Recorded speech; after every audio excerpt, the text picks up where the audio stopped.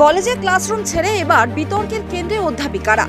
আসানসোলের বিধানচন্দ্র কলেজের দুই অধ্যাপিকার সংঘাতে উত্তাল ক্যাম্পাস। অজান্তে মোবাইলে ছবি তোলা, মানসিক হেনস্থা, এমনকি শারীরিক নিগ্রহের অভিযোগ। পুলিশের দ্বারস্থ হওয়ার পাশাপাশি অধ্যক্ষের কক্ষের সামনে ধর্নায় বসলেন এক অধ্যাপিকা। যদিও সমস্ত অভিযোগ অস্বীকার করেছেন অভিযুক্ত। তাহলে আসলে কি ঘটনা ঘটেছিল বিধানচন্দ্র কলেজে, দেখুন এই প্রতিবেদনে। শিক্ষার পরিবেশ নাকি ব্যক্তিগত দ্বন্দ্ব? আসানসোলের বিধানচন্দ্র কলেজে এখন এই প্রশ্নই ঘুরছে শিক্ষক শিক্ষার্থী মহলে। অভিযোগকারী রাষ্ট্রবিজ্ঞান বিভাগের প্রধান সহকারী অধ্যাপিকা ডক্টর অমৃতা বন্দ্যোপাধ্যায়। তার দাবি, সহকর্মী অধ্যাপিকা সাবেরা শর্মা বসু গত প্রায় 9 বছর ধরে বিভিন্নভাবে তাকে মানসিক হেনস্থা করে আসছেন। 2রা জুলাই সকাল কলেজের ছাত্রছাত্রীদের ফর্ম ভেরিফিকেশনের কাজ চলছিল। অভিযোগ, সেই সময় ডক্টর অমৃতা বন্দ্যোপাধ্যায়ের অজান্তেই মোবাইলে ছবি তুলতে শুরু করেন সাবেরা শর্মা বসু। ছবি মুছে ফেলার অনুরোধ করতেই শুরু হয় বচসা। অভিযোগ, পরিস্থিতি এমন জায়গায় পৌঁছয় যে উপস্থিত অন্যান্য অধ্যাপিকাদের হস্তক্ষেপ করতে হয়। সেই সময় তাকে শারীরিকভাবে নিগ্রহ করা হয়েছে বলে দাবি ডক্টর অমৃতা বন্দ্যোপাধ্যায়ের।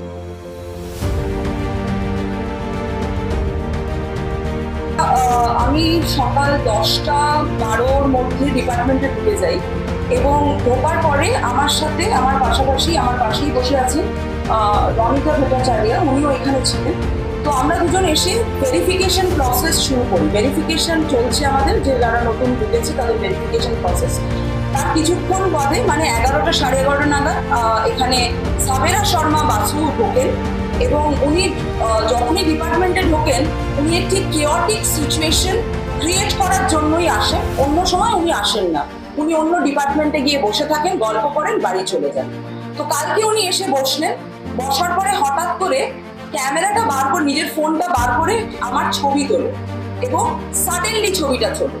তো তখন আমি ওনাকে জাস্ট জিজ্ঞাসা করি যে আপনি এই ছবিটা কেন তুললেন, কারণ উইদাউট এনি পারমিশন কারোর ছবি তোলা ইট ইজ অ্যান অফেন্স। গিয়ে ওনার ব্যাগটাকে তুলি যাতে উনি ওনার ফোনটা বার করতে পারেন। উনি তারপরে যেটি করেন, আমার হাত বিভৎস রকম ভাবে ধরে আমাকে বলা হয় চিফ, ফিজিক্যালি অ্যাবিউজ করেন।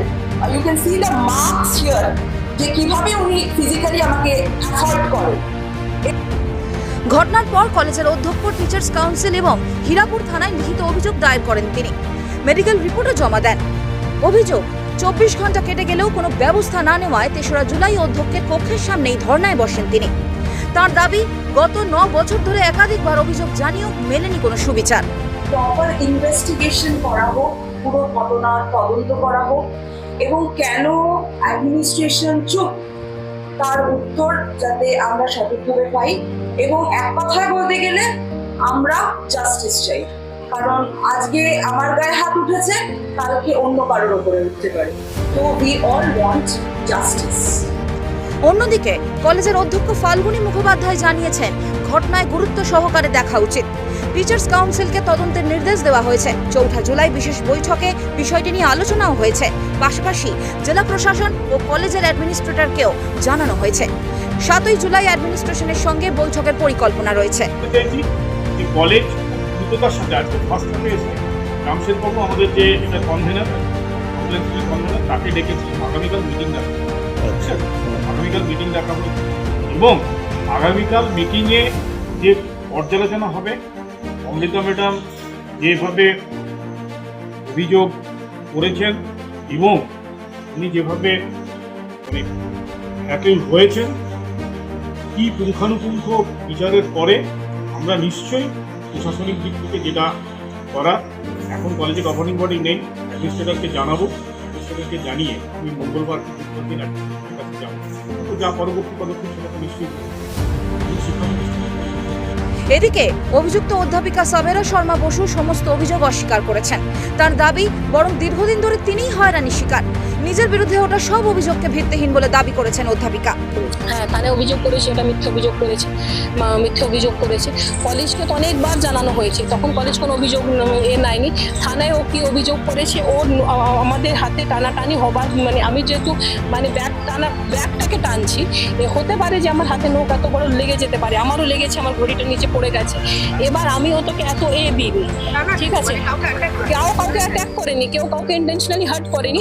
ব্যাগ নিয়ে টানাটানি হচ্ছে, তার মধ্যে হয়তো নোখ লেগে যেতে পারে। আমি পুরোটা এটাও জানি না যে নোখটা পুরো আমার আছে না, মানে ও নিজেই করেছে। কারণ এতটা মিটিং এখনো কোনো ফেসলা হয়নি, টিচার্স কাউন্সিল আবার মিটিং ডাকবে।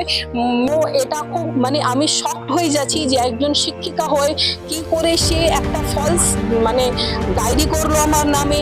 আমি অবাক হয়ে যাচ্ছি যে কি করে ও মানে একটা ফলস মেডিকেল রিপোর্ট করলো, মানে এটা পুরোটাই ফলস বা মিথ্যে করেছে। এর বিরুদ্ধে আমরা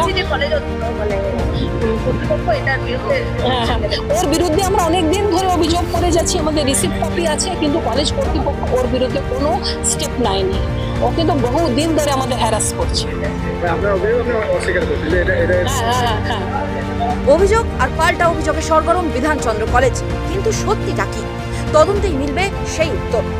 শিক্ষাঙ্গনে এই বিতর্কে শেষ পর্যন্ত কোথায় গিয়ে থামে, তদন্তে কি উঠে আসে, এমনকি কলেজ প্রশাসন কি পদক্ষেপ নেয়, এখন সেদিকেই থাকবে নজর।